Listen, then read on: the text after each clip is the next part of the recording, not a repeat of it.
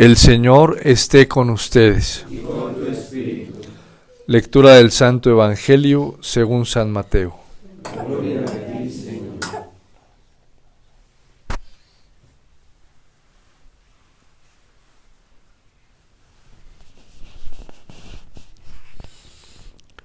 En aquel tiempo, habiéndose enterado los fariseos de que Jesús había dejado callados a los saduceos, se acercaron a él. Uno de ellos, que era doctor de la ley, le preguntó para ponerlo a prueba: Maestro, ¿cuál es el mandamiento más grande de la ley? Jesús le respondió: Amarás al Señor tu Dios con todo tu corazón, con toda tu alma y con toda tu mente.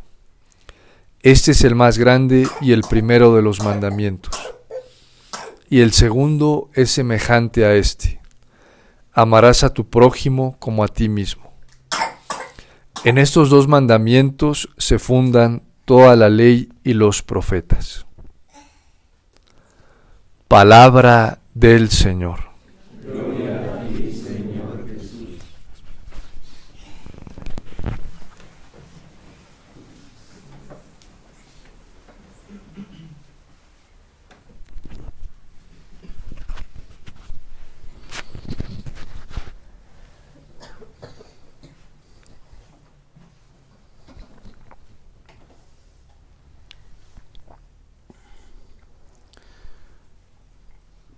La valentía de Noemí es bastante heroica.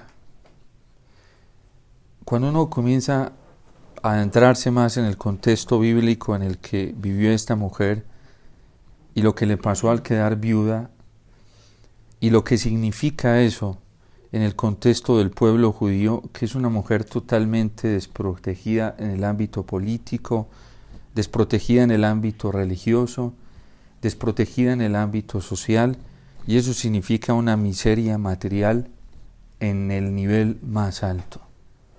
Aquello que dice el Señor de los pobres de espíritu en las bienaventuranzas, eso es lo que está viviendo Noemí. Y nos damos cuenta que verdaderamente ella es una pobre de espíritu, porque estando en otra región donde puede vivir en condiciones mejores, en donde puede vivir dentro de una aceptación social e incluso religiosa, donde puede vivir en un ambiente más tranquilo para ella, decide regresar a Judá. ¿Qué significa para ella esto? Significa una reconversión dentro de la conversión que ella ha vivido, porque sabe que ir a Judá va a ser enfrentarse al desprecio, al maltrato, a la burla, por lo que significan las viudas para los judíos. Pero decide ir allí, y por eso no quiere esta misma situación para sus dos yernas.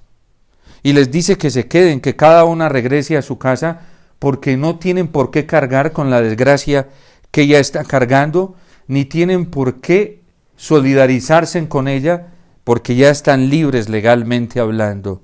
Están libres religiosamente. De hecho, una de ellas decide quedarse. Y es que no es para menos. Pero Noemí es clara en decirle lo que se va a significar este estilo de vida para ella, lo que se va a significar este camino que ella decide vivir radicalmente. Y por eso el verdadero maestro es el que es realista y es claro. No el que anda embaucando a la gente, no el que le anda mintiendo, el que anda presentando una caricatura de lo que es el seguimiento al Señor, sino que Noemí es realista. Y de hecho, una de ellas se queda, seguramente el miedo le pudo y prefiere no tomar esa condición de su suegra. Pero Ruth, que va a tener para nosotros un papel muy importante, porque va a estar vinculada al rey David, nada más y nada menos que al rey David, pronuncia unas palabras que son las palabras de una verdadera conversión. Tu pueblo será mi pueblo. ¿Y qué va a encontrar en ese pueblo a donde va a subir Noemí? Humillación, desprecio, maltrato, burla, lo vamos a ver más adelante. Pero tu pueblo será mi pueblo, con cruz, con humillación, con desprecio, con maltrato. Tu pueblo será mi pueblo. Tu Dios será mi Dios. A donde tú vayas, yo iré. ¿A cuántos de nosotros nos alcanza la disposición del corazón para seguir hoy al Señor así en la iglesia?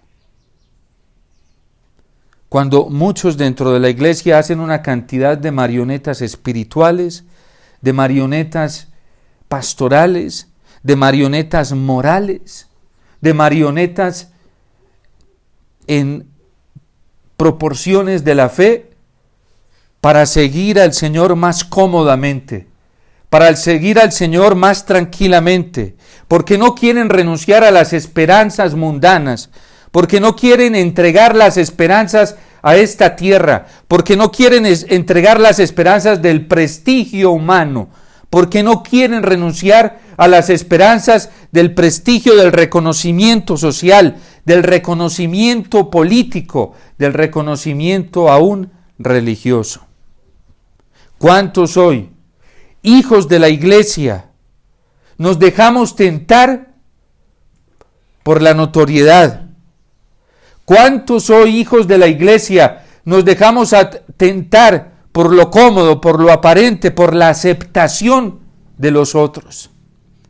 Pero ni a Noemí ni a Ruth, que valientemente y de una manera osada decide seguir a Noemí en este camino, las detuvo el miedo a ser rechazadas, despreciadas y a todo lo que va a implicar seguir al Señor así como decide seguirlo Noemí.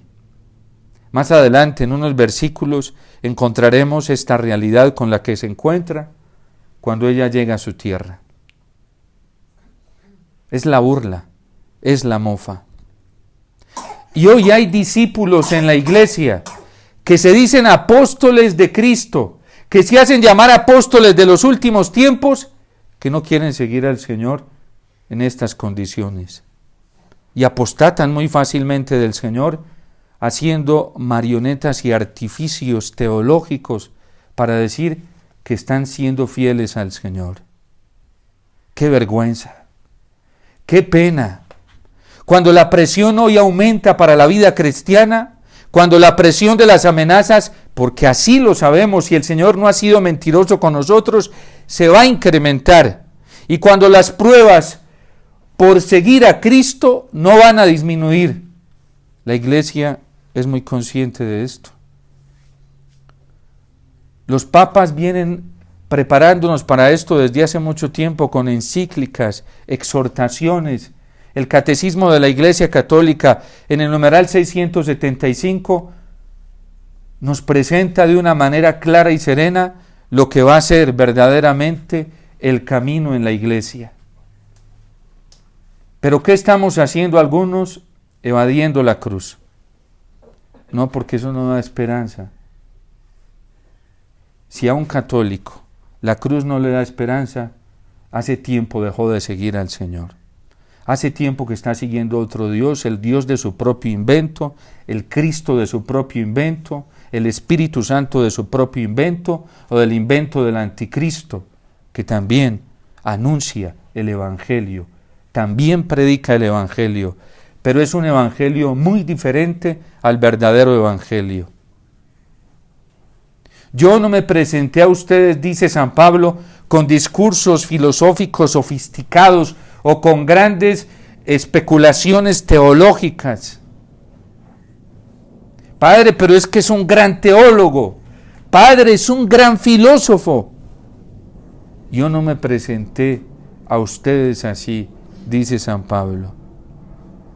Yo me presenté a predicarles a un Cristo y este crucificado. Escándalo, un escándalo para los judíos. Y hoy también hay judíos dentro de la iglesia, no de raza, espiritualmente hablando. Tienen el espíritu de este escándalo de la cruz.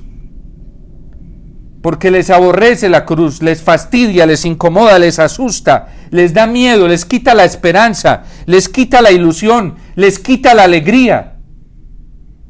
Ese espíritu está dentro de la Iglesia Católica, en muchos de nosotros, incluyendo sacerdotes, consagrados y laicos. El escándalo de la cruz, un escándalo para los judíos y una locura, una burla para los griegos, para los poderosos, para los que tienen su esperanza puesta en el progreso económico, para los que tienen su esperanza puesta en el progreso político. Porque hay muchos católicos así, y eso se está poniendo de moda hoy en la Iglesia. El Papa Benedicto XVI nos hizo una advertencia bien clara en sus encíclicas, en todas, sobre este peligro de poner la esperanza en el progreso económico y en el progreso político. Y como todo un profeta lo vio clarísimo, lo que nosotros vivimos hoy y lo que vamos a vivir más adelante, él lo vio y lo denunció. Por eso intentaron callarlo. Por eso se esforzaron por desacreditarlo. Porque al fin de cuentas, él, sin dar rodeos, dijo: todo eso fracasará. Y el que va detrás de esto, no tendrá nunca alegría en el corazón. Se divertirá por algunos momentos, mientras ve los triunfos momentáneos, pero será una alegría ficticia, como decía Pascal, una diversión solo de momento, porque la verdadera alegría que viene del Señor es constante y permanente, no se apaga. Basta ver el alma de San Ignacio de Antioquía cuando está siendo más maltratado, cuando está siendo más humillado, cuando está amarrado entre cadenas. Basta ver el alma de este hombre y el corazón de este hombre cuando se ha quedado solo y va feliz camino a Roma porque sabe que allí va a ser tirado como pasto para las fieras. Esa es la verdadera alegría, la del Espíritu, la que da el Señor. Es una alegría sobrenatural y existe porque en los santos se ha dado. Basta ver cómo buscaban la humillación, les gustaba, se casaban con ella y les parecía lo más hermoso. Yo conocí un hombre de Dios que por ser sacerdote y por ser consagrado al Señor, una vez se encuentra con un borracho que comienza a burlarse de él. Y el borracho se va a provocarlo. Él sabe que detrás de esa debilidad está el demonio. Y entonces lo mira y comienza a burlarse de él, sarcásticamente, a provocarlo. Y lo mira a la cara y le dice: hoy amanecí con ganas de pegarle en la cara a un cura. Y el padre lo mira con mucha mansedumbre y alegría y le dice: yo amanecí con ganas de que hoy alguien me pegue en la cara. No para responder con la misma moneda. ¿Cuántos de nosotros estamos dispuestos a seguir al Señor así? Hoy asistimos en la iglesia a una cantidad de propuestas que nos están alejando del verdadero camino de la salvación. Ya desde hace tiempo la iglesia nos ha venido advirtiendo cómo en el camino de la fama y de la notoriedad no se encuentra el Espíritu del Señor.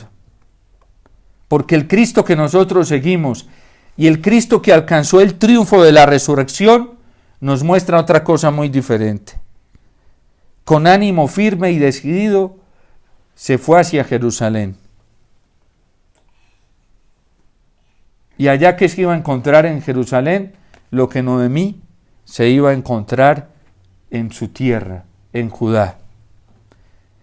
¿Cuál es la única garantía para nosotros los que queremos seguir al Señor en un tiempo como el que estamos viviendo?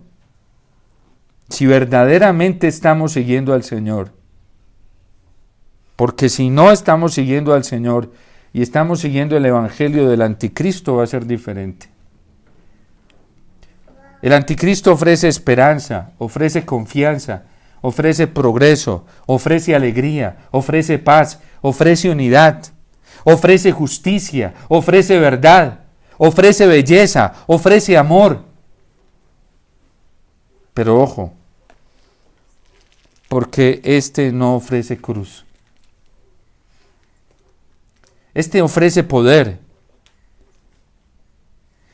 Y por eso siembra la competencia por el poder, el amor por el poder.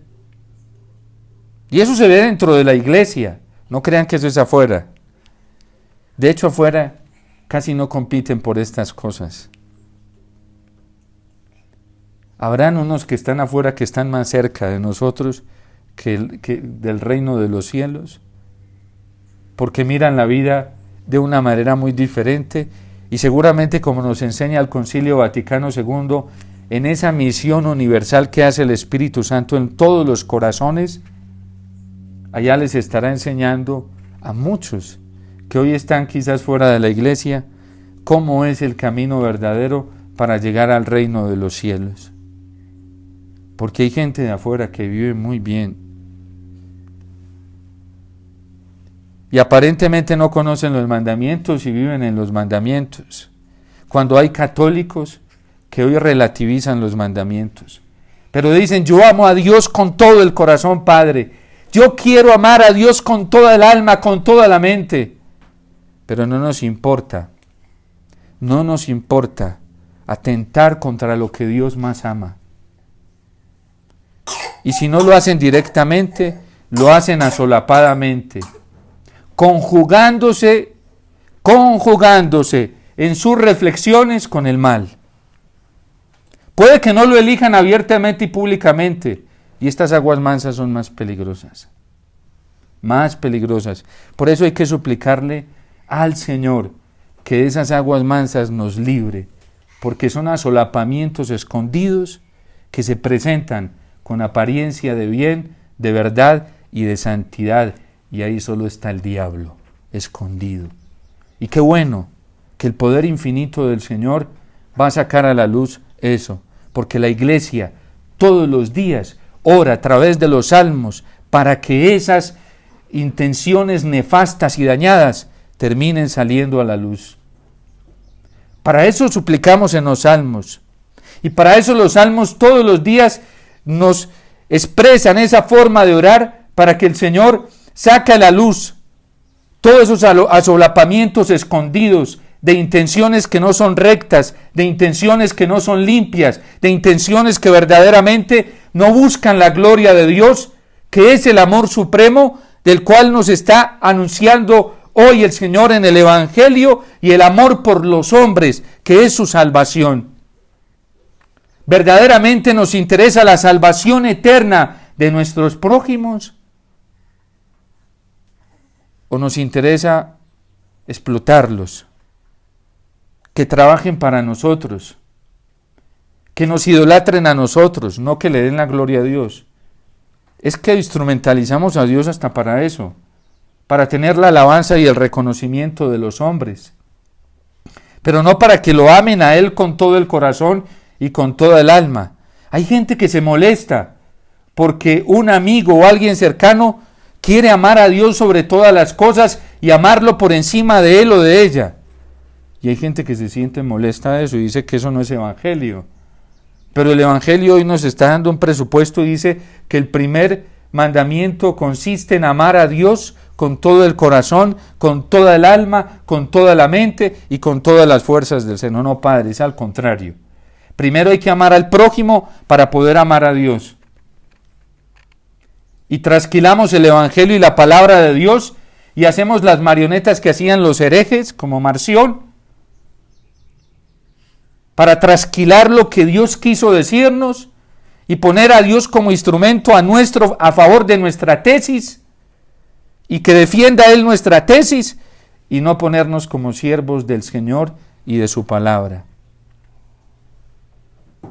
A mí me impacta mucho cómo hoy los católicos vamos leyendo la palabra de Dios, vamos leyendo la tradición, vamos leyendo el magisterio de la iglesia. Yo lo vi, lo he visto, es real. En Colombia, por ejemplo, para elecciones, yo me quedé sorprendido, eso me generó pánico, literal.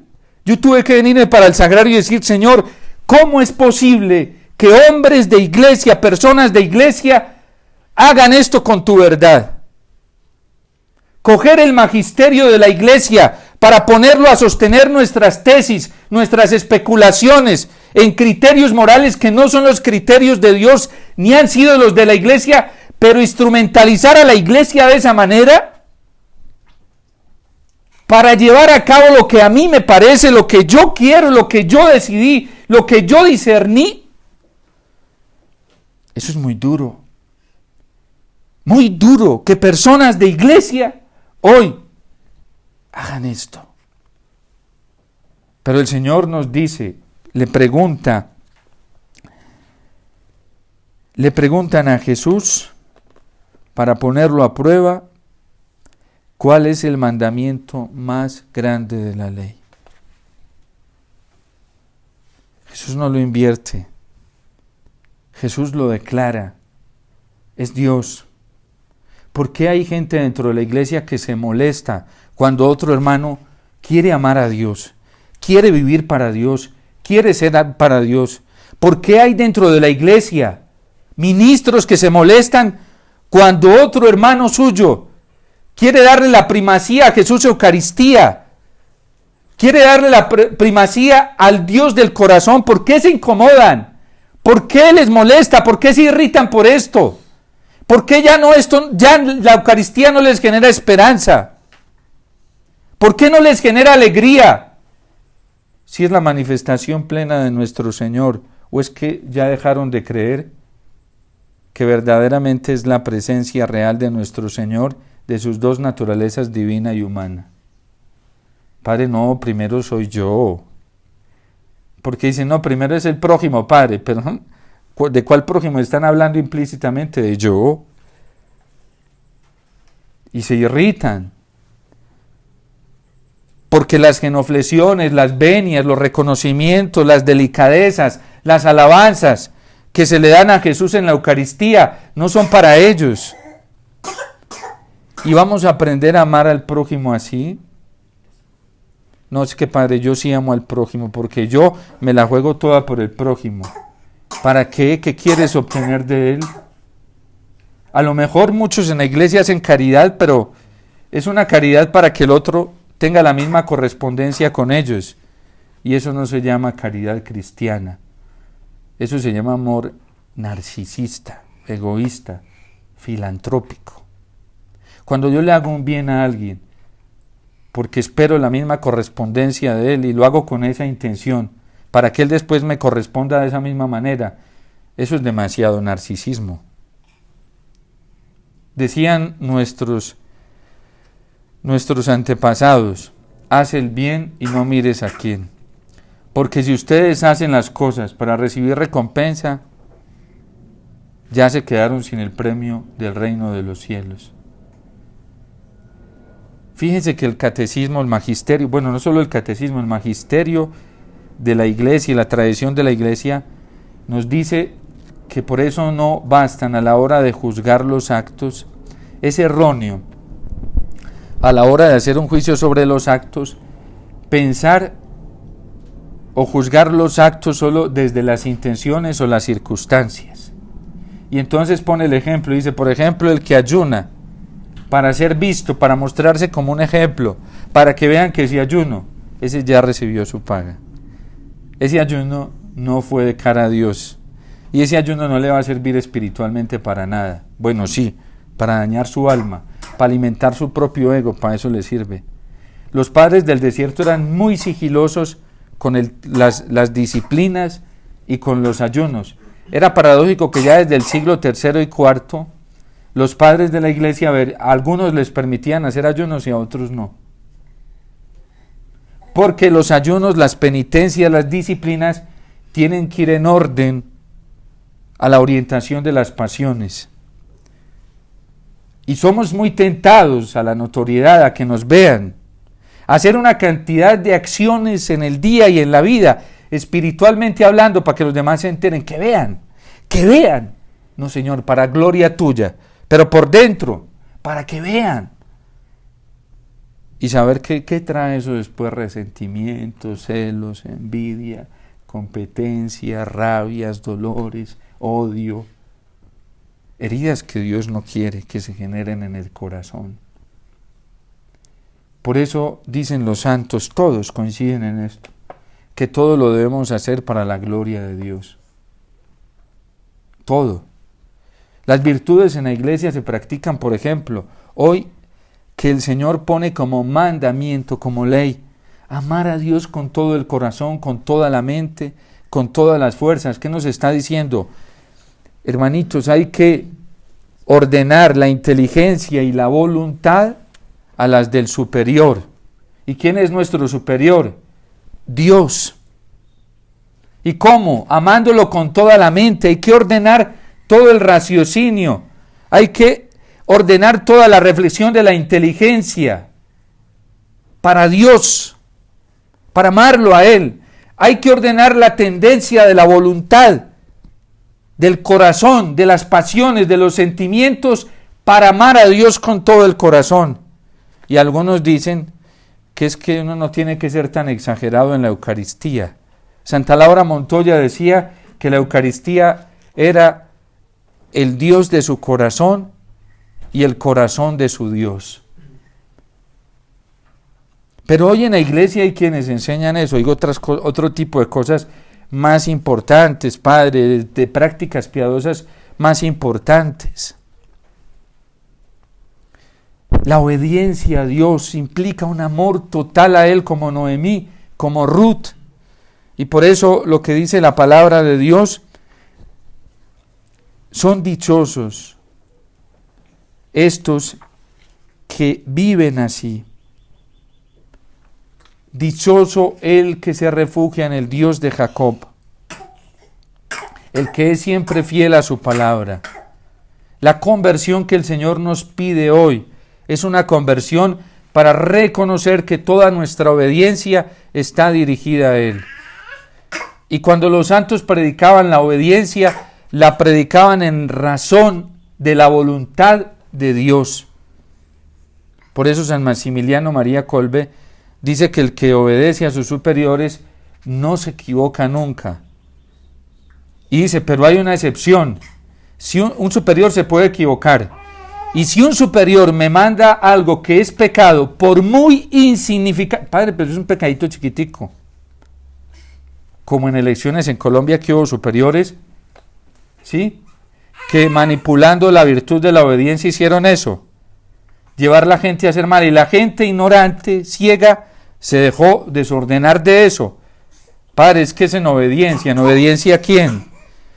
Miren, el libro del Eclesiástico en el capítulo 15 dice que Dios no manda a nadie a pecar, jamás, ni manda Dios nadie a que haga el mal, ni le ha dado al hombre la libertad para que vaya a hacer el mal. Y gente de iglesia, supuestamente de iglesia, sosteniendo eso, que eso es voluntad de Dios. Y dice San Maximiliano María Kolbe, ojo, porque hay una excepción, ¿sí? Cuando un superior nos manda algo que es pecado, por muy mínimo que sea, jamás debemos obedecerlo. Jamás se puede obedecer. La obediencia nos lleva a un amor total al Señor, a un amor radical al Señor. Nosotros no podemos hacer promoción al mal. Quien hoy dentro de la iglesia le hace promoción al mal o a lo que tiene apariencia de bien, no está actuando evangélicamente, no está actuando eclesiásticamente, está aporreando la unidad de la iglesia, está sembrando división, siembra cizaña, le causa demasiada herida al cuerpo de Cristo. Pero amar a Dios con todo el corazón, eso sí que trae el consuelo de la unidad, eso sí que trae el consuelo de la paz.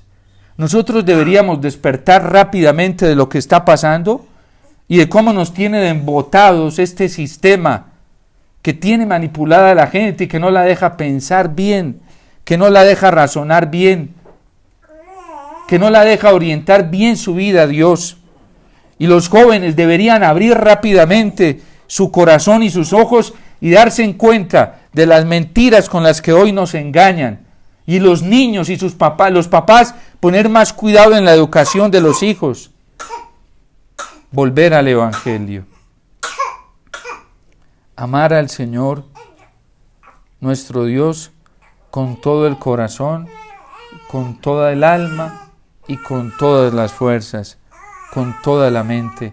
Es lo que el Señor nos está pidiendo, lo que hizo Noemí. ¿Esto qué implica? Esto implica sufrimiento, implica cruz, implica persecución, esto implica exclusión, esto implica excomunión, esto implica insultos, esto implica burlas, esto implica desprecios, esto implica incomprensión, y no fuera de la iglesia, dentro de la iglesia, porque los que más viciados estamos de esto somos muchos que decimos ser hijos de la iglesia. Y por eso hay que volver a la palabra de Dios. Y por eso hay que volver al magisterio de la iglesia. Si nuestra conciencia no tiene como autoridad la verdad de Dios manifestada en su palabra, manifestada en el magisterio de la iglesia, y hoy no es lo que permea nuestra conciencia, estamos muy mal. Y resulta que nos vamos quedando sin autoridad. Porque una conciencia mal formada es una conciencia muy dañina. Y una conciencia que está mal formada es una conciencia que enseña y aconseja mal. La conciencia es el motor de los juicios. Y alguien que no tenga su conciencia, como lo está pidiendo Cristo hoy en el Evangelio, mente, corazón y todo el ser, su conciencia sumergida en el Evangelio, en la palabra de Dios, en el magisterio de la iglesia, tiene la vulnerabilidad de poder estar en un error y estar enseñando errores. Porque nuestra conciencia no es autónoma. Nosotros nos debemos formar a la luz de la palabra de Dios. La libertad cristiana no es autónoma. La libertad cristiana se mueve en torno a la voluntad de Dios. Solo a la voluntad de Dios. Y por eso este es un tiempo de una conversión verdadera, de una conversión real, de decidirnos si vamos a amar al Señor o no lo vamos a amar, de decidirnos si nos la vamos a jugar toda por el Señor o no, como Ruth, tu pueblo será mi pueblo, tu Dios será mi Dios, a donde tú vayas yo iré. Esa es la actitud que nosotros debemos estar tomando hoy, para amar a Dios con todo nuestro corazón, con toda nuestra alma y con todas las fuerzas del ser. Y el mayor acto de amor al prójimo es el testimonio de amor a Dios que cada uno de nosotros tenga. El antitestimonio en la iglesia hace mucho daño. La incoherencia es muy dañina. La incoherencia divide. La mediocridad divide, daña, lastima el cuerpo místico del Señor. Si verdaderamente queremos ser buscadores de la unidad, busquemos la unidad primero con nuestro Señor a través de una conversión radical. Si queremos ser gestores de paz, busquemos primero la paz en la reconciliación con el Señor. Y no solamente seremos gestores, sino auténticos promotores y ejemplos de paz. Porque quien no está en paz con Dios, nunca podrá decir que va a ser un gestor de paz. Eso es mentira. Eso es pura mentira. Por eso pidámosle a Dios esta gracia de asumir esta invitación que Él nos hace con humildad y con sencillez y de volver a Él con todo el corazón, con toda el alma, renunciando al pecado como lo hicimos desde el inicio de esta liturgia, desde el pensamiento. Que he pecado mucho de pensamiento, palabra, obra y omisión. Que esto sea verdad en nuestra vida, porque quien vive en el pecado, a quien le gusta vivir en el pecado, y a quien se conformó a vivir en el pecado, y se acostumbró a vivir en el pecado, y cree que la vida cristiana es para vivir en el pecado, y que Dios acepta eso y quiere eso, ya está generando una herida de división grandísima en el cuerpo de Cristo y un dolor muy grande para el corazón del Señor, de la Virgen y de la Iglesia. Dios te salve María, llena eres de gracia, el Señor es contigo, bendita tú eres entre todas las mujeres y bendito es el fruto de tu vientre Jesús. Santa María,